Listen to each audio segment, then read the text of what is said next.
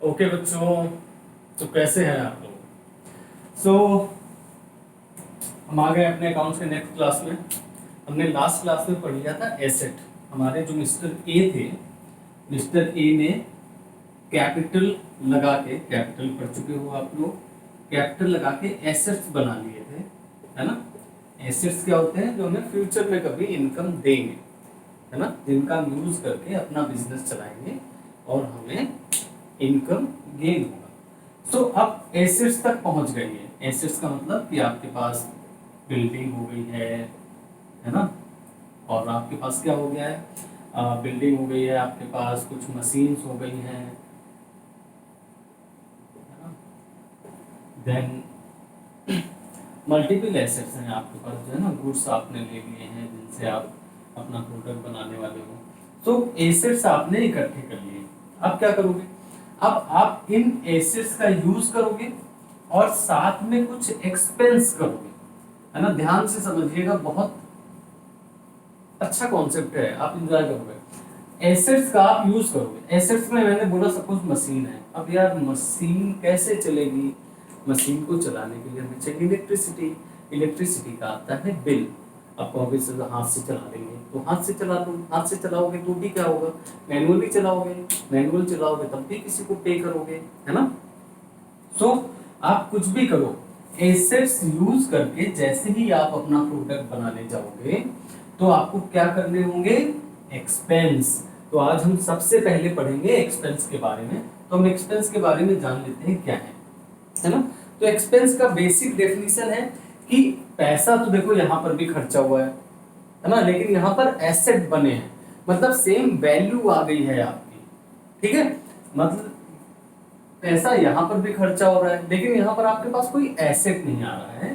तो expense doesn't create any asset,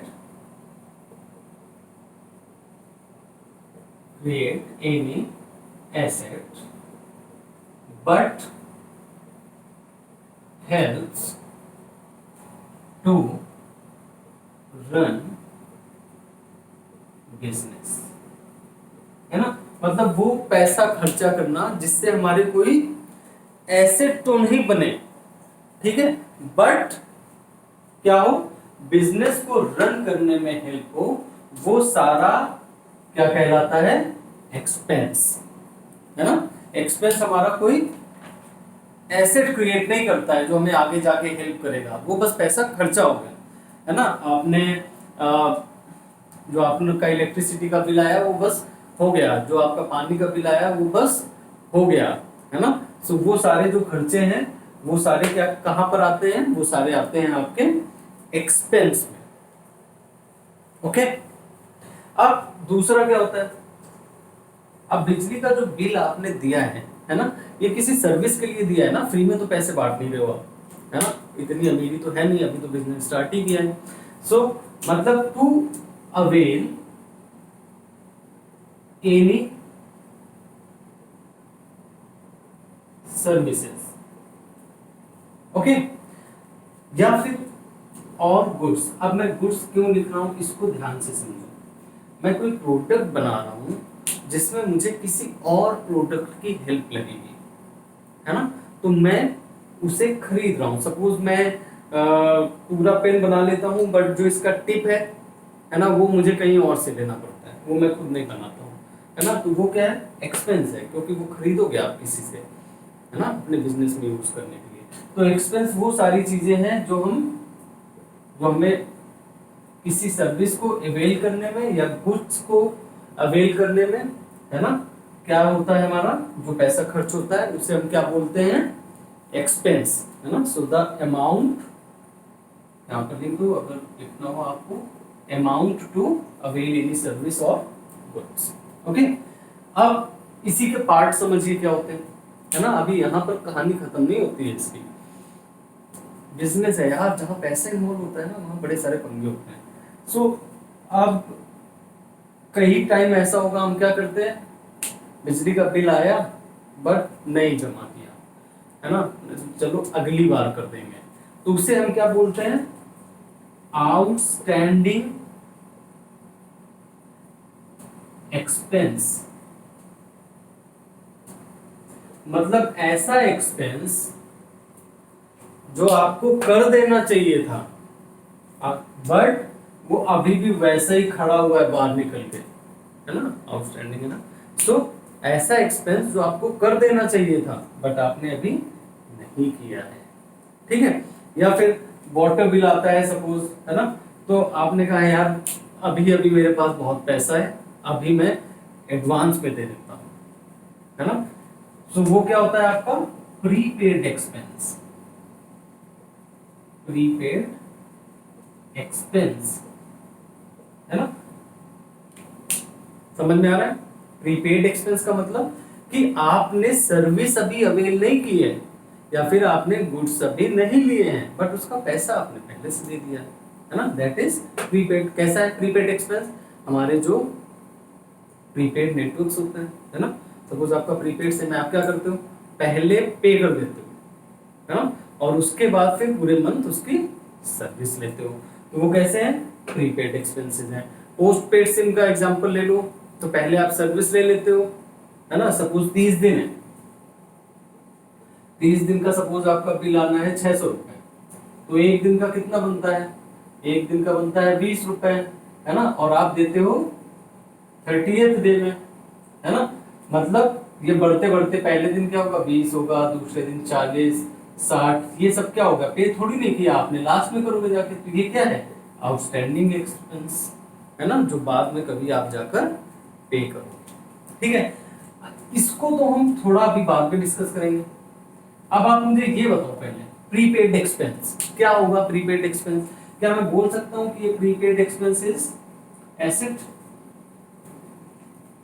है ना, ऑब्वियसली बोल सकता हूं यार, ये हमें आगे जाके पैसा देगा या सर्विस देगा या गुड्स देगा, कुछ ना कुछ तो देगा, है ना। सो मतलब जो भी चीज आगे जाके हमें रिवेन्यू गेन करने में हेल्प करे, ठीक है, वो सब क्या है हमारे लिए एसेट है। तो अगर आपने सपोज रेंट एडवांस में दे दिया है, ये क्या है, एडवांस रेंट, ये क्या है, प्रीपेड एक्सपेंस है हमारा, है ना, मतलब इसकी सर्विस नहीं लिया आपने। एसेट का बेसिक डेफिनेशन क्या है कि आपने पे पहले कर दिया है ना, किसी चीज के लिए, और वो बाद में आपको सर्विस या फिर पैसा, है ना, वो बाद में आपको देगा या फिर देता रहेगा, वो सारी चीजें क्या है, एसेट्स हैं। अब ये एडवांस रेंट क्या है, प्रीपेड एक्सपेंस, और ये क्या है, एसेट। कौन सा एसेट है, करंट एसेट है, क्योंकि इसकी वैल्यू यार एडवांस रेंट क्या, मतलब 5-7 साल थोड़ी नहीं चलाओगे उसको, है ना। एडवांस रेंट सपोज आपने 2 महीने का दिया, 2 महीने लोगे खत्म हो जाएगा, मतलब इस शॉर्ट टर्म पीरियड के लिए। अगर शॉर्ट टर्म पीरियड के लिए तो कौन से एसेट हो जाएंगे, करंट एसेट, है ना। तो ये है हमारे एक्सपेंस। आउटस्टैंडिंग एक्सपेंस के बारे में अभी नहीं पढ़ रहे हैं, थोड़ा सा आगे चल के पढ़ेंगे कि उसको हम क्या बोलते हैं, क्योंकि वो टर्म अभी हमने इंट्रोड्यूस नहीं किया है, तो थोड़ा हमें वेट करना पड़ेगा। ओके,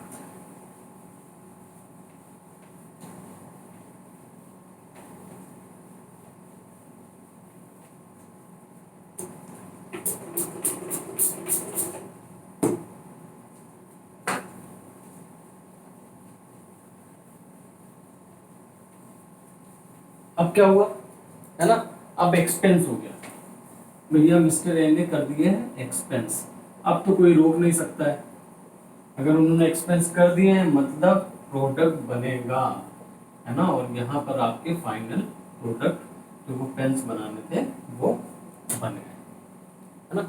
अब कोई भी बिजनेसमैन अपना प्रोडक्ट बना के घर पे सजा के या गोडाउन में सजा कर रखने के लिए तो नहीं बनाता है, तो क्या करेंगे ये इन्हें सेल करेंगे, और जैसे ही ये इन्हें सेल करेंगे इनके पास आएगा पैसा, और ये जो पैसा है इसे हम बोलते हैं रेवेन्यू,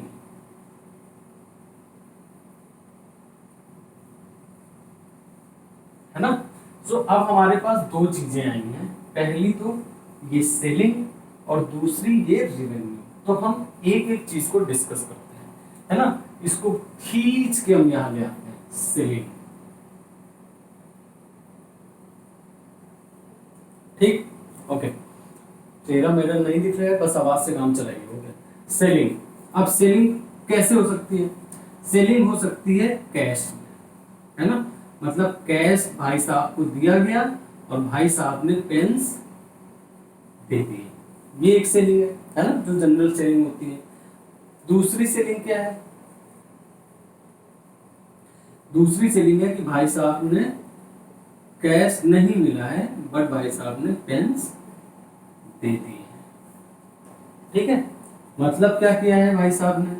भाई साहब ने क्रेडिट सेलिंग की है, क्रेडिट पे किसी को पेन्स दे दिए हैं, है ना, उधार पे।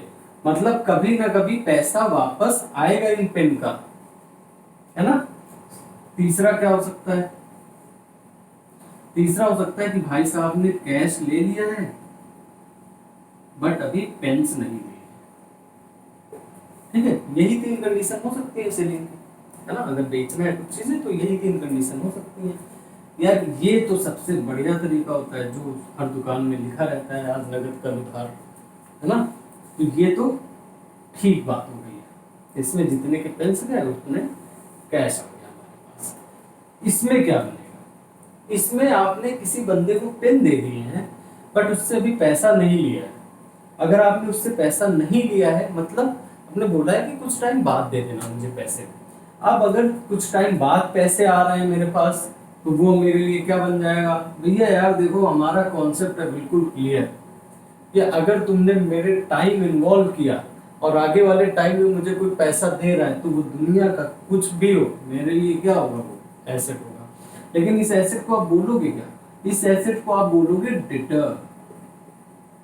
डेटर मतलब वो बंदा जो आपका पैसा देने वाला है ना। Debtor means a man who ओज योर मनी, है ना। वो कभी आपको पैसा देगा आगे जाके, इसे क्या बोलोगे? डेटर। तो यहाँ पे आपको क्या मिला? डेटर मिला, एक वर्ड जो हम नोट करते हैं। वो सारे बंदे जो आपका पैसा देने वाले हैं वो क्या है? डेटर, है ना। गिनो उंगलियों में कितने दोस्त हैं जिन्होंने तुम्हारे पैसे खाए, उनको क्या बोलोगे? डेटर बोलोगे। ठीक है, अब आपने कैश ले लिया बट पेन्स नहीं लिए, है ना। तो आप क्या हो गए, है ना। अब आपको जाके देना है, मतलब आपके ऊपर क्रेडिट मतलब उधार है, तो ये हो जाता है क्रेडिटर। वो बंदा, है ना, क्रेडिटर लिख देते हैं यहाँ पर, वो बंदा जिसको आप पैसे दोगे, है ना। मतलब यू ओज मनी ऑफ क्रेडिटर। वो बंदा जिसको आप पैसे दोगे वो क्या है? क्रेडिटर है। वो बंदा जो आपको पैसे देगा वो क्या है? डेटर है।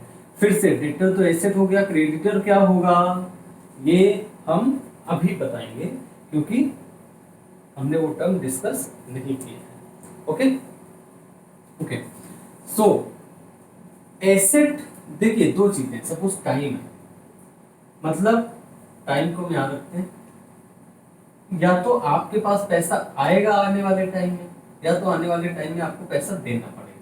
अगर आपके पास पैसा आएगा तो उससे तो आपने बोल दिया है एसेट, है ना। अगर आपको पैसा देना पड़ेगा तो वो क्या होगी? आपकी liability. The word is liability, means you are liable to pay, है ना। यू आर लायबल टू पे मतलब आप पैसे आगे दोगे, है ना। इसको हम बहुत डिटेल में पढ़ेंगे, हम जल्दी से रिवेन्यू पढ़ लेते हैं। वो सारा पैसा जो आपको अपना प्रोडक्ट बेच के रिसीव हुआ है वो सारा पैसा कहलाता है रिवेन्यू। ठीक है, तो अब अगर रिवेन्यू से आपको प्रॉफिट निकालना है तो कैसे निकालोगे? है ना, that is revenue minus expense. जितना भी सारा एक्सपेंस हुआ है आपका वो हटा दो, दैट इज प्रॉफिट। और इसी को हम कभी कभी बोलते हैं इनकम। ठीक है, यहां तक समझ में आया सभी को, है ना। अब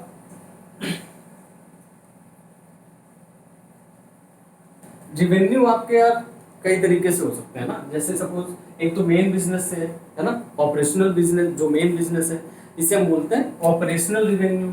और एक होता है नॉन ऑपरेशनल की, मतलब जो आपका टूटा फूटा सामान या जो स्क्रैप है आपने वो बेच दिया, जो आपका मेन बिजनेस नहीं है ना। उस बिजनेस से अगर कुछ आता है तो वो होता है आपका नॉन ऑपरेशनल, मतलब पैसा आ रहा है वो रिवेन्यू है।